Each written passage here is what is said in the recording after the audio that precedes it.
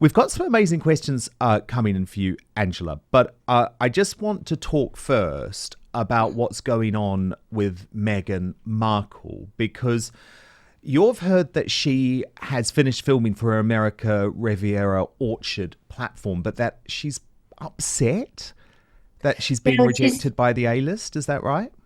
Yes, she's very upset that her jam jars haven't actually hit everybody in such a way that they would all be taken up and people would pay vast amounts and think that she's absolutely wonderful.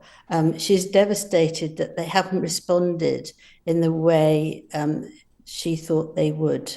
And I think this is one of the reasons she's pretending she wants to get back to the UK. I've heard that Beatrice and Eugenie on the top of her list for helping her sell all her goods. We don't know what they are now. We only know jam jars and dog biscuits, so it's not very appealing, if you like, neither. And she wants to get them on board. I don't know if she will or not. But the other thing is she has the audacity to say she's going to try and get King Charles to buy one, and that would absolutely send everybody to buy from her. Oh, But I how mean, tacky. Okay, so sorry. So let this me is just very clarify. interesting because it's sorry, just to say, Yes, this is please. how she can't understand about how other people may feel, how people might react to her, and that he's ill. I mean, it's not going to be a priority for him to buy a jam jar. And presumably, she wants Charles to sort of publicly endorse her scam jam, as I She wants call to it, use him. because she's using him. Yeah. And the guy's got cancer. Like, come on. Now, what's so important about being independent is that I'm only ever going to tell you about products that I use and truly believe in and think can improve your life. So that's why I am so delighted that here on the first ever Outspoken week, I can tell you about Verso. As you may know, I have entered my 40s and the importance of staying healthy as I age has become really critical to me. So after a very stressful year, I've decided to focus on prioritizing my health so that I can stay as fit and sharp as possible while living a good life and still being busy and engaged. I now exercise virtually every day and take my nutrition seriously with the 16-8 fast, but that only gets me so far. Scientists like David Sinclair have proven we can now reverse aging with interventions that go beyond healthy habits. For me, I wanted a product that I knew would enhance everything I was already doing that is backed up with solid evidence. That's why I use Cellbeing by Verso. It has scientifically proven ingredients that fight the effects of aging by increasing NAD+ levels. That's the stuff that powers every cell in your body. I have been taking the product now for a number of months, right at the start of my day, and it has genuinely been transformative. I've found fasting easier and I've lost fat. I'm actually eating less too, believe it or not, but the team at Verso tell me that is due to its blood sugar regulating effects, which lead to fewer cravings. I'm sleeping better and waking up with more energy and feeling so much happier too. Basically, it's already taken years off me, and I'd love you to experience the same thing. Verso publishes third-party testing from each batch produced to guarantee you are getting what you paid for.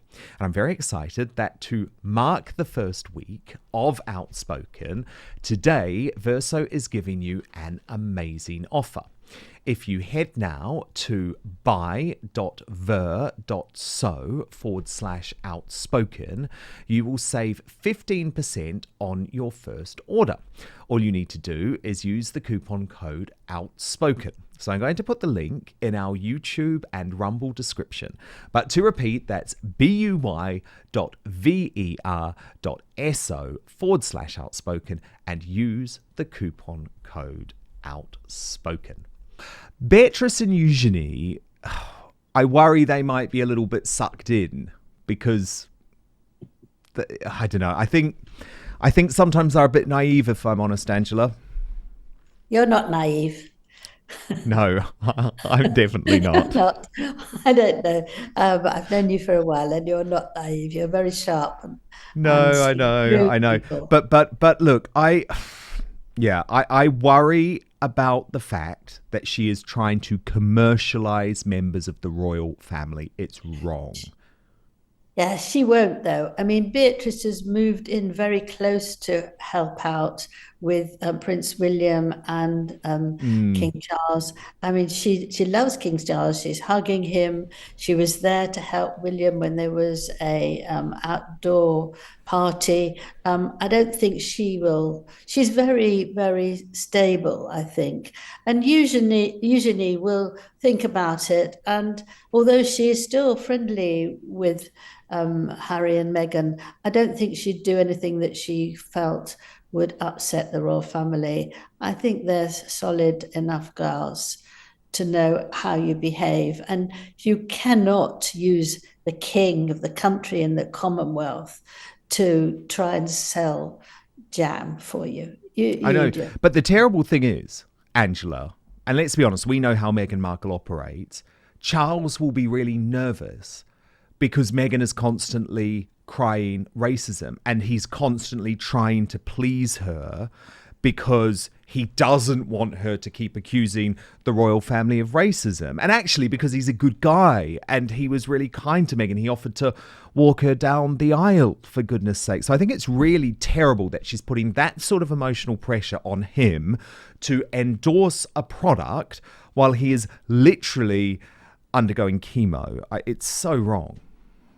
Yeah, but I think that will be just, he won't go in for that. It depends. If it's something really important, he might have to think twice. But I don't think you can think very much about jam in a jar. I mean, it's nothing, is it? It's ridiculous, and he won't be taken for a ride on that. And actually, Camilla wouldn't let him. No, that's true. Camilla would say, "Don't be so silly, Charles. Don't be so silly." No, she wouldn't do that. What would She'd she say, do? darling, let's think. I think you've got such a lot on your plate now. It would be very nice, very dignified. And she would win. And so you think Meghan is in some way trying to worm her way back to the UK, or that she's just pretending that's what she wants to do? I think she's pretending that's what she wants to do because it might help the publicity. I think one of the reasons their publicity has got so low is the fact that they've lost the royal glitter. And without that, they're ordinary people who can't do very much, who tend to tell lies and can't see who they actually are. They're not amazing people. I mean, Meghan talks to herself always about in the global, she wants to do this in global land and again, but actually she's not capable of doing it. And we've seen that with so many things that she started and not continued because she can't manage it, or she's super pernickety and the people who are running it for her get fed up and leave. No, things are much more complicated than you look. I mean, than you think. We can often try things ourselves and then realize quite how difficult it is. I mean, if you write something, for example, someone might say to you, "Oh my goodness, I'd like to write." People have said that to me. "Oh, if I had half an hour, I could write." But actually, it's a slog. You have to work really hard. You have to get the right words in the right way and make it lively. But it's the same as this. When everything you want to do, you can't be lazy and do nothing, but then attack other people for not doing things properly. It's a big mess, and she can't seem to get out of that. No, that's for certain. She definitely can't. Look, some really interesting questions coming in on all of this, Angela, from our incredible Outspoken community. So let me get to them. Let's see what I can do. Get to them exactly. Sorry, you haven't been warned about any of this, but Anna Island No, I asks, haven't. But what that's all is right. your most memorable moment during your career amongst the royals? Me? Yes. Well, that's very easy, actually. It was being asked by CNN to be one of the key people at his wedding and to talk nonstop. And I did that from 4 o'clock in the morning till 10 o'clock at night. All I had to eat was a banana. I only managed to get to the toilet once, running there, rushing back, and I stayed there and I loved it. The sun was shining. Well, not at 10 o'clock, but during the day, the sun was shining. There were boats with flags flying, and everybody was happy. I was happy. I thought he would be happy with Meghan. And I just thought that it was an honor to do that. It was a marvelous experience. Diane asks, this is a much more controversial one, Angela. Does Angela know why Archie Fishel and Invisibit are never seen out in public in Montecito? No, I don't know why they're never let out. I think it could be that they're really scared that they haven't got enough protection and they need to protect them.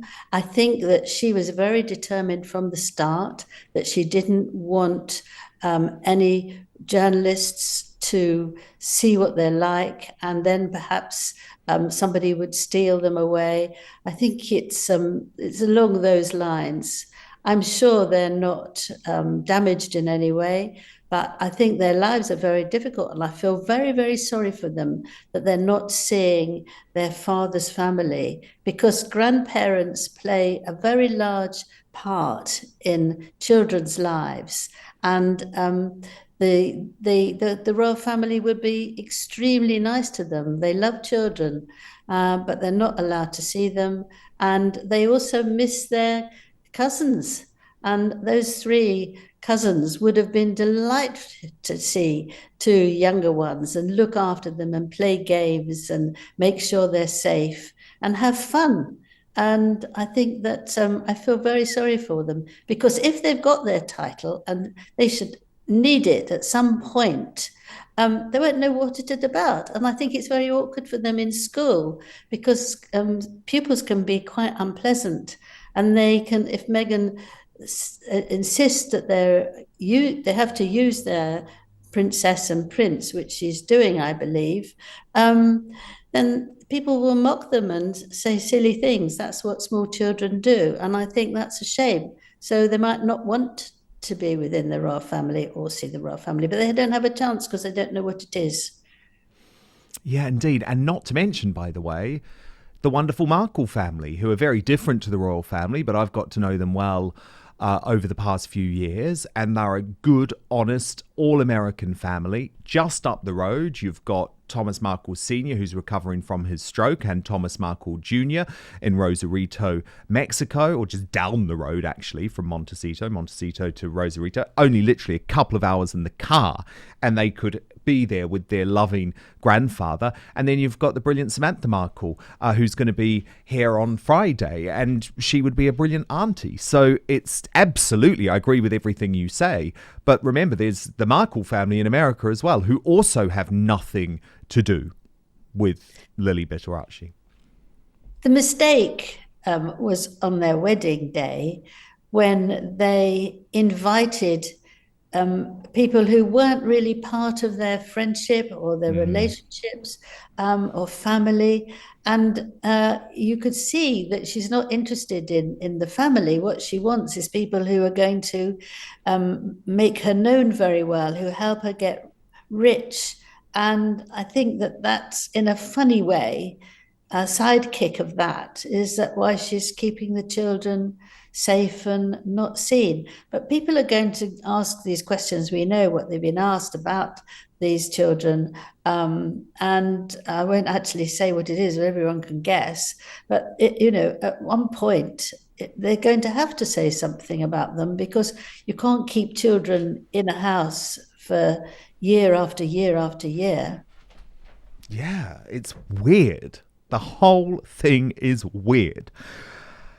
Jane Knight, Angela, asks, she says, Angela, I heard it suggested this morning that Harry is unhappy in the US, but he will stay 20 years because of his children. Do you think this is right, or could he have a light bulb moment and ask to come back to the UK sooner, or could Harry even split his time between the US and the UK? Well, he's got a very, very difficult position to work through. Harry. He is obviously depressed. If you look at him, Harry, you can always judge by his face. And when I was interviewing him for my biography, I could always say what he was like: good mood, bad mood. And now he looks very, very unhappy. He says he wants to come and make friends with the royal family again, and that he regrets what he's put into some of the chapters of Spare, his autobiography. He'd also said that he wants to find a home there so he can come and stay and be part of all the engagements that they're going to be. However, if he does that, does Meghan come? No, she won't. Will his children come? No, they won't. So he won't want to stay here for long. So it's very, very difficult to make up his mind and know what he wants. I think he must be in a very difficult place. So sad, really, when you think about it. Although, by the way, I do think it's completely his own fault. Do you think that depression has been caused in any way by Meghan, or is it too unfair to blame her for that? Oh no, I think Meghan's ruined him. He was a lovely man. He had the sense that his mother had, intuition, and he was good fun to be with. He had a bit of a temper. He could get bored if he had to sit at a meeting. I was there when he was sitting at meetings with lots of people, and he would tap his leg up and down, up and down, up and down, because he found it incredibly boring. Take him out with people, and he was wonderful, whether they were small, whether they were old, whether they were in between. He was absolutely brilliant with that. And I think Meghan, well, she has, makes things negative. And when I heard that he was saying that why weren't they getting money when they have an engagement, that came straight out of Meghan's mouth, because she felt that they should. She decided this when they went to Australia. She was shocked that they weren't getting paid. And I think she's managed to make him understand the negative about their family, how they mistreated him, how awful they were. And I think that he's swallowed that. And it's be very hard to get him to stop swallowing it. No, indeed. Oh, my goodness, Angela, you are the best. But it's really important we do talk about the monarch, King Charles, and what's going on a more formal level in terms of the royal family this week. And Angela, there's a lot of suggestion that actually he's very happy. I mean, I know we've got to be careful in terms of monarchs always stay out of politics, although Charles hasn't always been the best at that. Let's be honest, Angela. And there's lots of suggestions he's very happy with Keir Starmer as Prime Minister for a couple of reasons. He had previously invited him for one of his sleepovers at Windsor Castle, a sort of bit of a get-to-know-you thing. And also, Angela, you'll remember that when he was Prince Charles, before his mother's death, he had been very critical, and I didn't like this, by the way. I thought it was the wrong thing, but he'd been very critical of the Rwanda scheme introduced by the Prime Minister Boris Johnson at the time. And of course, it was one of the first things that Keir Starmer did on his first day, was to get rid of the Rwanda scheme. So it feels like this is a government that King Charles, will be quite satisfied with. Yeah, well, the interesting thing is that some years ago, our prime minister now didn't like the monarchy at all. He wanted Yes. it rubbed out. He didn't want to know anything about it. Yeah.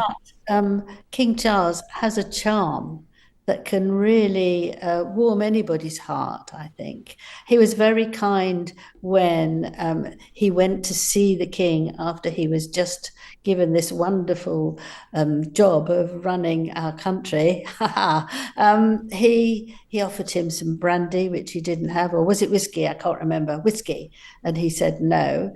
But King Charles was very sweet about, it must have been, you must be exhausted. I hope you had some sleep. You worked so long. How did you manage it? But not in a phony way. I'm saying it now. It doesn't sound very appetizing, but he does believe in what he's saying, and that comes across. And I think that he would be very grateful. And the other thing that is very important is that because King Charles has been heir for such a long time, he knows how everything is run, he knows how things work, and he knows about climate change, he knows about houses that are needed. And if there is a problem, then the Prime Minister is always welcome to ask him for help. Now, he won't get political, but he will be able to help and say, well, 20 years ago, this happened and we found that. And, I'm sure this could help you. And you can't confide in anyone when you're a prime minister. It's very difficult. Like a king, you're alone. You're up there at the top and you have to be careful in case somebody uses anything you say and comes back with it or sells it.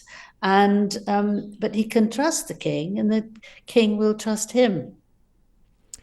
Yeah, I think that's a really good analysis, actually. And the other thing that fascinated me, Angela, when we were talking earlier in the week, is that you're sensing a bit of a change in Charles. You say he's more gentle, he's more willing to talk with people. Do you think, and this happens sometimes, he's gone through this absolutely traumatic experience, being diagnosed with cancer just after taking on the role of his lifetime. Do you think that in some way has changed King Charles III? Yes, I do. I think for a start, he's very pleased to be alive. Yeah. And I think he wants to do as much as he can for this country and the Commonwealth while he is alive. And he looks at life in a different way that, when the sun shines and it's not raining and his flowers, he loves nature and he can see the poppies in his garden. And you do see things in a very positive, wonderful way. And of course, there is Camilla, and he can wake up and see her every day, and she is there for him. We've seen that she's been extraordinary. She doesn't push him out the way so she can take over, but she's right there. She's very strong, and she will help him at doing anything, and he can trust her. She makes him laugh, he makes her laugh, and he feels lucky that he is with the woman he's loved since he was 22, and that she waited till she was 55 before they got married. Well, my goodness, she must love him.